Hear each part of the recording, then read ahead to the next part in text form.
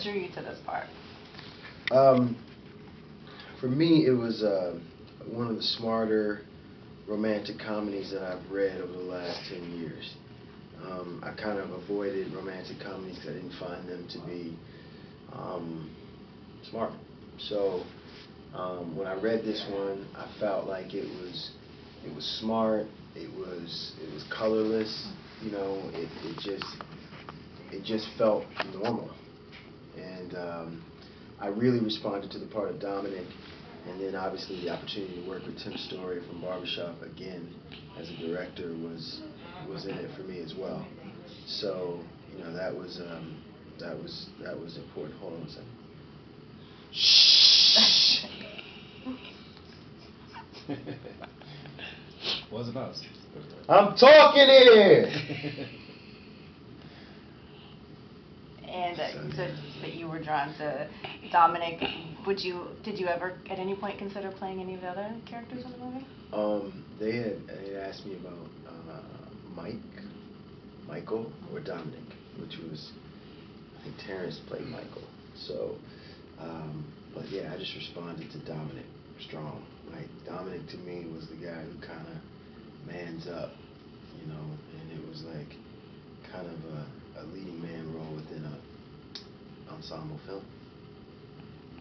What do you hope people take away from it? I mean, it's going to be talked about a lot, especially with relationships as topsy-turvy as they are, especially in the African American community. I think you just said it. You know, it's going to be talked about a lot, and that's what I want people to walk away and do. I mean, I think I've always prided myself on trying to have roles with impact.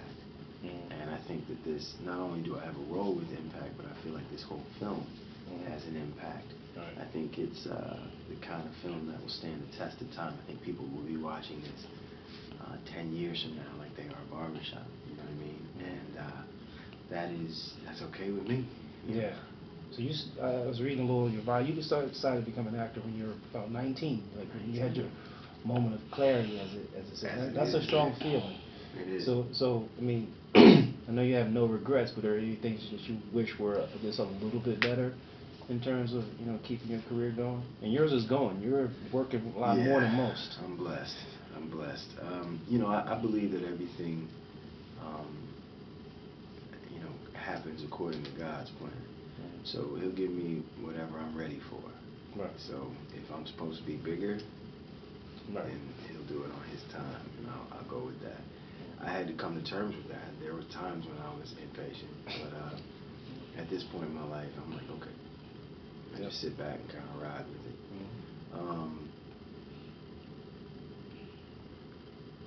If I could do, you know, the only thing I wish I could do over again was probably learn more about the business side of things earlier.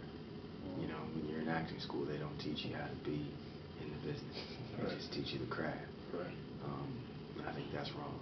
Right. I'd like to go back a little bit to the impact of the movie. There's a lot of, I mean, it's very clearly kind of a battle of the sexes in a good portion of the movie, and then they kind of finally come together.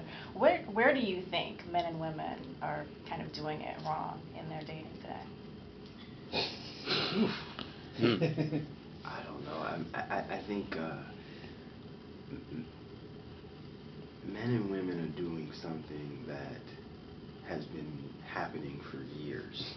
I don't think dating has necessarily changed, except some of the chivalry is gone. Some of the courtship is gone. And I think both women and men are responsible for that decline.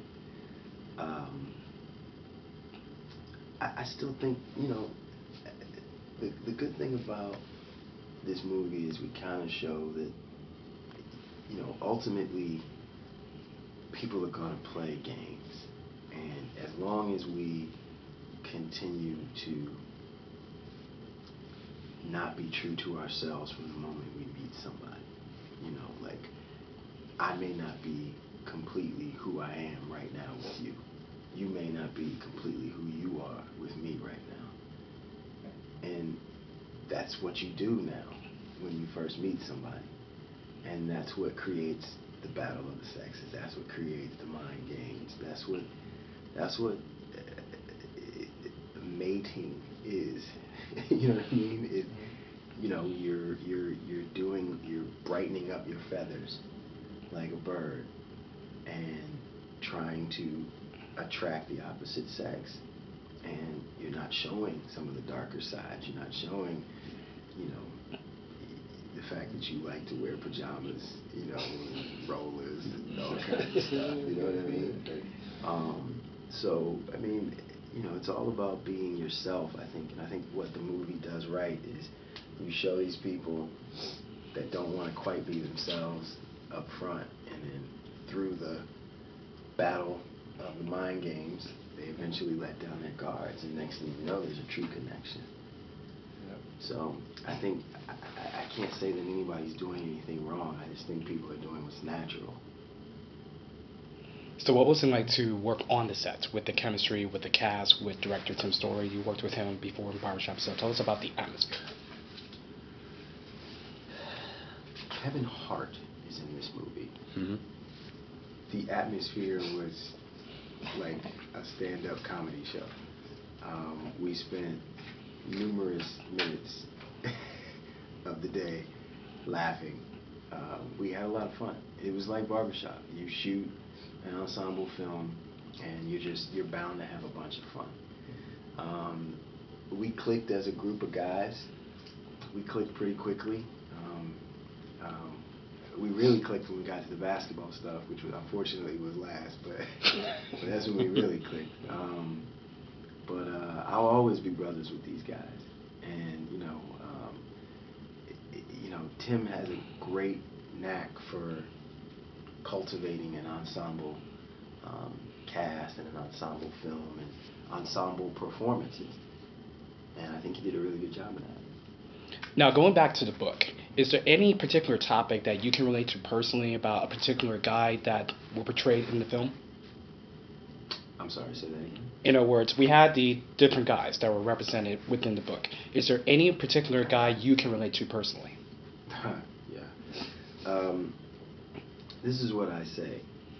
The reality is this.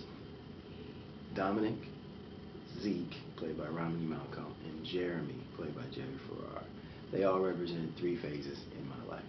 Every character, I've been there, or am there. It's actually kind of funny to me, but yeah, I can relate to those three characters the most. I've never been married and I've never been divorced, so Gary's character and Kevin's character I can't relate to. Which phase are you in now? I'm probably in the non-committer phase. I'm like, yeah. But yeah, I mean, that's, yeah.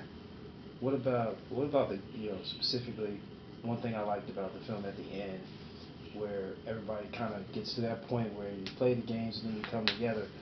Do you like what your character did in terms of getting to that moment where you really let your guard down, like, okay, she's back now, let me just go from here? We don't see that happen, but you know what I mean? Do you see that actually going down like that? At the end? Yeah.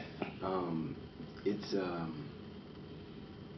what I like about what Dominic does is that he takes control of his situation after he gets dumped.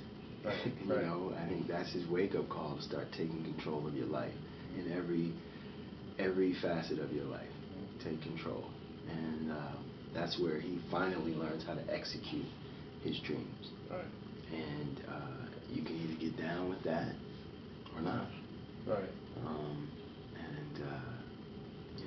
Yeah, I like the way he handled himself. Yeah, I think that your character was a big part that men will walk away from saying, I kind of dig that part. Like, my man. Yeah, like seriously, because you had I hear you. He had to cut her off to like go find himself. Right. Like, what am I doing? I've given so much power away to this person I just met, Mm-hmm.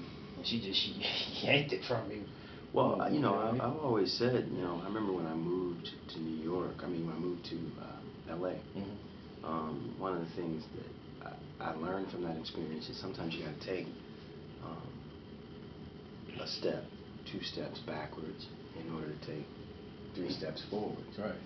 And I think with Dominic, with Lauren, played by Taraji, when she breaks up with him, it is that's him taking a step backwards.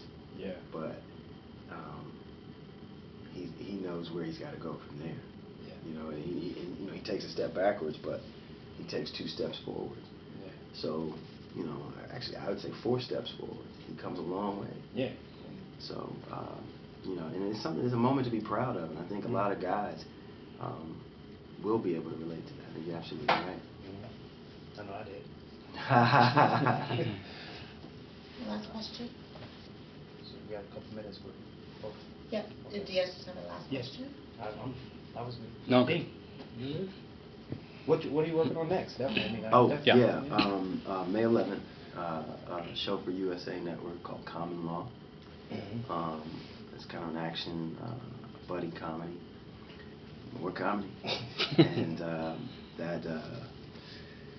that's going to run throughout the summer.